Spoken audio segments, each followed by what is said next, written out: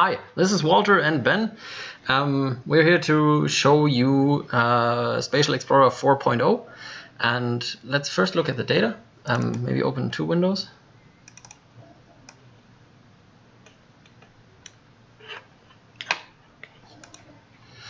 Because there is a difference between rover version or software version 2 and 3 and the new version 4. With versions 2 and 3, the rover would create a navigation file, of course, a CAM file for cameras, and LDR files for laser data. And every time you wanted to process them, you would open them separately and set settings accordingly. That was a bit more tedious than it needed to be. So with rover version 4, it creates a PLP, a Phoenix LiDAR project during acquisition, and references all the files that it creates, for example, the RXP file or the nav file. Also, the PLP file contains all the settings. So let's say the bore sighting, the camera calibration, and all that. So yeah, let's go ahead and start 4.0, and we'll first open an old data set. So on the left, that's one acquired with 3.5. Yes, we'll work offline. And yeah, let's just open, I don't know, first. Well, actually, we can open all three files at the same time. This is the 4.0, so here. Oh, no, 3.5 is what we want to open. Okay, 3.5. Okay, and just select all of them. And if you had 20 LiDAR files, then you can select all 20 of those. Here, down here, you can see that all the data files that we can open. Maybe you can unfold. Oh, so for trajectories, it's nav, CLS, and CTS. So that's IE 8.7 native trajectories. So there's no more need to export POFs or SBETs to create point clouds. But of course, we can still open POF and SBET files. Okay, so now it's loading the trajectory and showing that the trajectory color is red, and you can see that on the left-hand side. Well, we can change that. The GPS positions will stay in this in the cyan color, and you can nicely see how they converge during the initial figure eights. Okay, down here in the progress bar, you can see the time covered by LiDAR and camera. So you can just click somewhere and start playing. And it's going to take a moment. Okay, go ahead and pause. The other way to jump to some position is to just go to measurements and click position and just select some spot on the trajectory. And if you scroll to the right, you'll see it has a time. You may have to click that twice, like we're doing now. And yeah, it jumps to that position, and we can just continue playing. Okay, beautiful. Go ahead and pause. If you get out of the measurement mode, then you'll see that the point cloud gets its color back, and we can now enable the camera, for example. So what this means is it's either off or on preview. So you see those little previews just like we're seeing them now. You can set it to fuse, as in don't show previews, but fuse color into the point cloud, or preview and fuse. And that's what we're doing right now. Go ahead and delete the point cloud and then start playing. Okay. And it's going to take a while to preload all those images, and then it starts playing. Pause, please. Please go to the LiDAR settings. And yeah, so this is new in 4.0. We now don't calibrate just the IMU to sensor offset, but we also calibrate every single laser. So for Regal, that would just be a single laser. For Velodynes, it would be 16 or 32 lasers. That's not in here right now, but we do now calibrate those. If you go to the processing tab, we had lots of questions on how can I limit my field of view, and you could always do that with these frustrums up here. If you click on help, you can see how those angles relate to the sensor, but that was well, quite powerful, but a little hard to use. So now we have the downward field of view slider. Go ahead and set that to I don't know, 60, somewhere around there. And then if you also set the minimum range to 2, please, because we don't want to scan our own UAV. Yeah, click OK, and then we play again, and we should see those settings being applied. Okay, please pause and make the trajectory a little thicker. Okay, and now we're going to cut the trajectory into flight lines. Go ahead. And yeah, so these are settings that influence what's considered a flight line. So if you use an autopilot, then this works quite well. If you're flying manually, you probably will have to give a little more tolerance. Yeah, go ahead. And we should see that we can move that to the side. The flight lines have been created, and if you select one, then that flight line is shown here. And it's marked as a flight line because in this dialog we said we don't want to keep mismatching intervals. If you check that box and recompute, you'll see that you have more flight lines or more intervals, but not all of them are marked as flight lines. And as you go through them, you can see the gray ones are not marked flight lines. So you can go to the beginning of this flight line, for example, and then play, and then this is where rover should continue to fly. Right there. Okay, let's go to the camera options and see if there's anything new to talk about.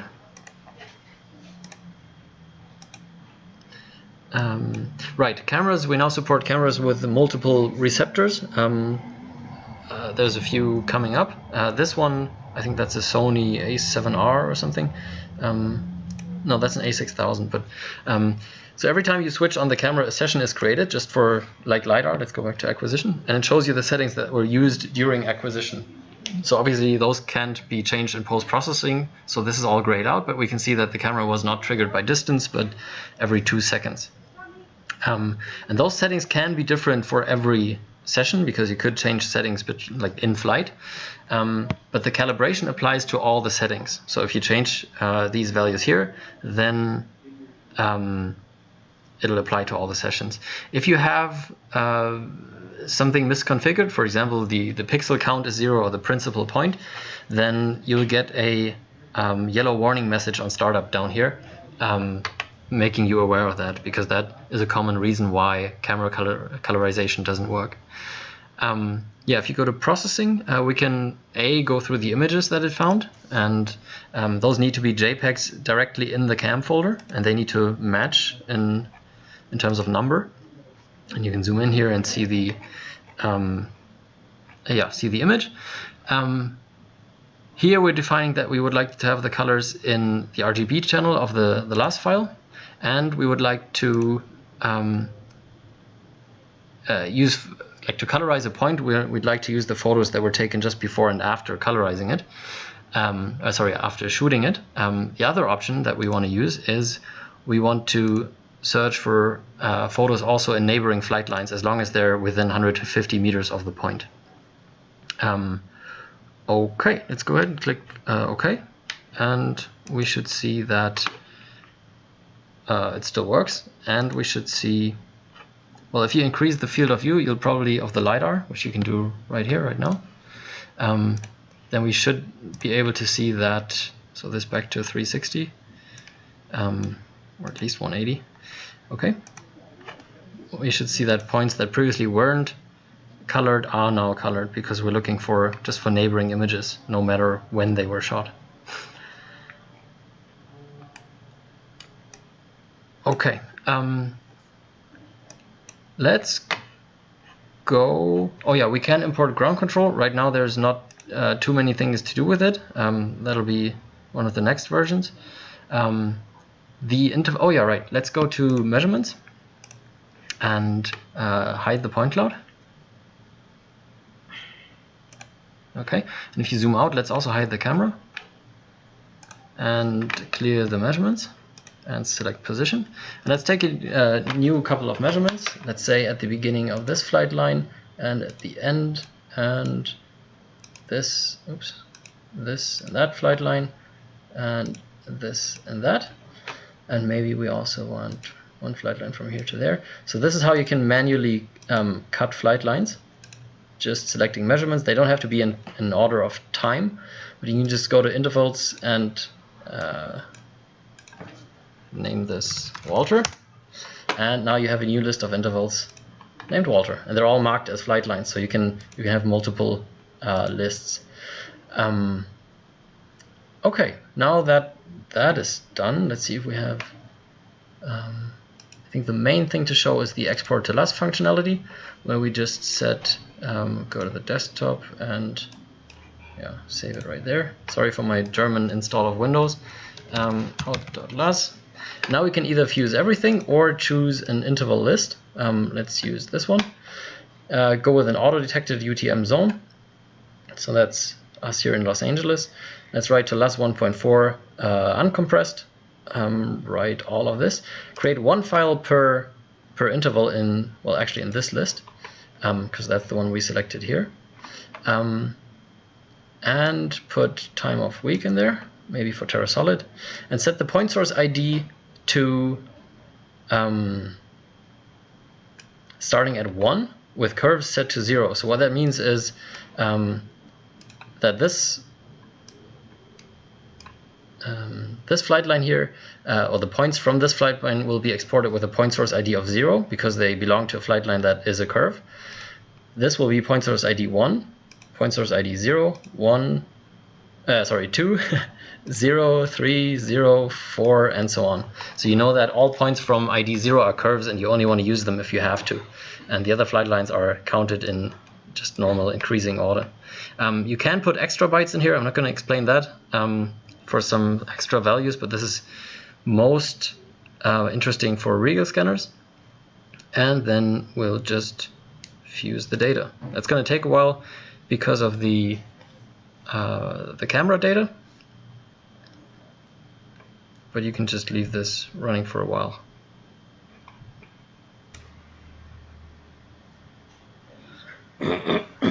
So now it's processing every flight line into a separate file, and I think I put this on the desktop. And here's our last files. There they are. I hope I enabled all the lasers of the scanner, but we can already look at the first couple of flight lines.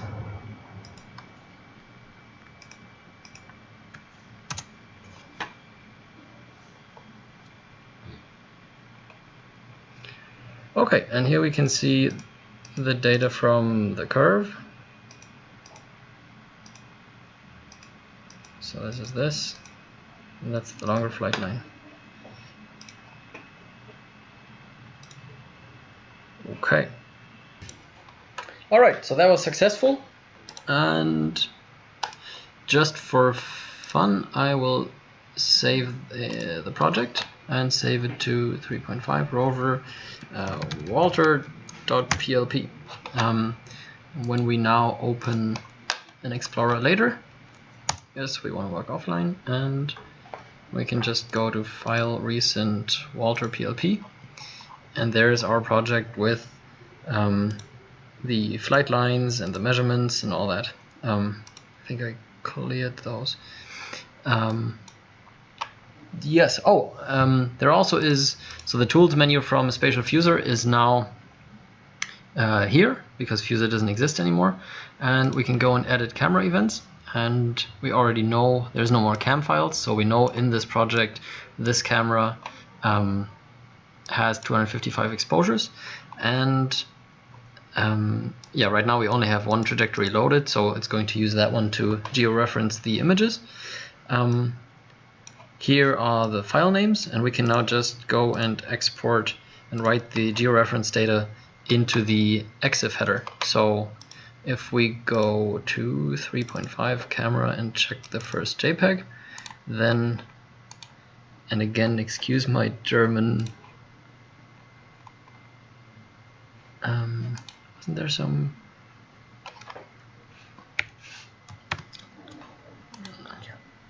so somewhere here, I think, there should be the, right, and we're trying not to overwrite any of this when we append the georeference data, so let's try it.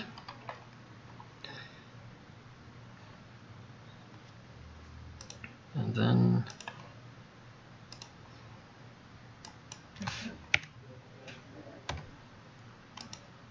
okay, And let's go here. Details. Where is the longitude?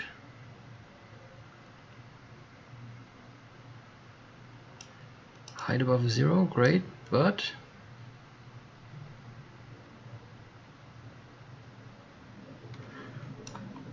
let's see if we can use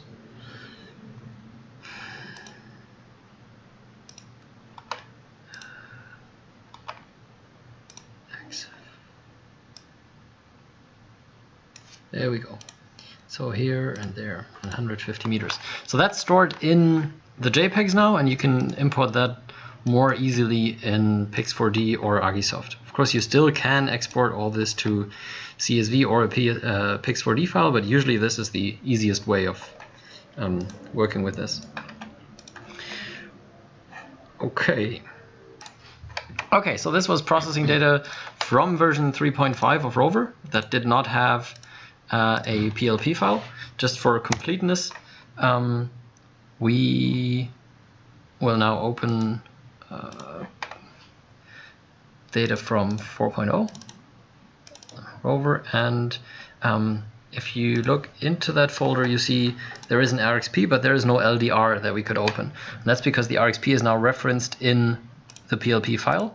And just for fun, I'll make a new folder saying here, and I'll move the RxP file in there. And the PLP file that we're now going to open references an RxP file that no longer is here. So let's that should give you some sort of warning, right? Yep. There you go. That's what it looks like. And you'll see, hey, this file is missing, so please find it for me. We'll go to here and say, here it is. Now it's green. And you'll just say, okay. If you leave it in red and say, okay, then this the session will be marked as inactive. So right now it's active because it found the file. If it can't, then it'll be inactive. And for that, you no longer have to move the RxP file. The project will just locate it in that one directory. Right. So now, if we now save the project to, well, we can just overwrite it. Then this now references the file in here, and if you move it back, then same thing happens. All right. So this is pretty similar to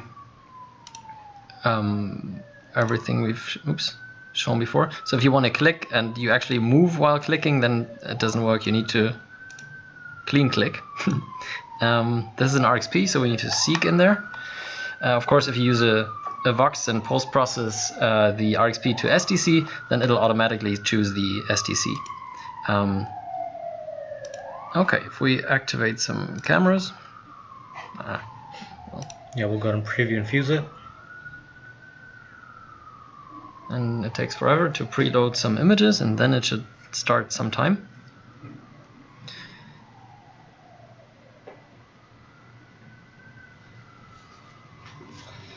I need to get a new notebook.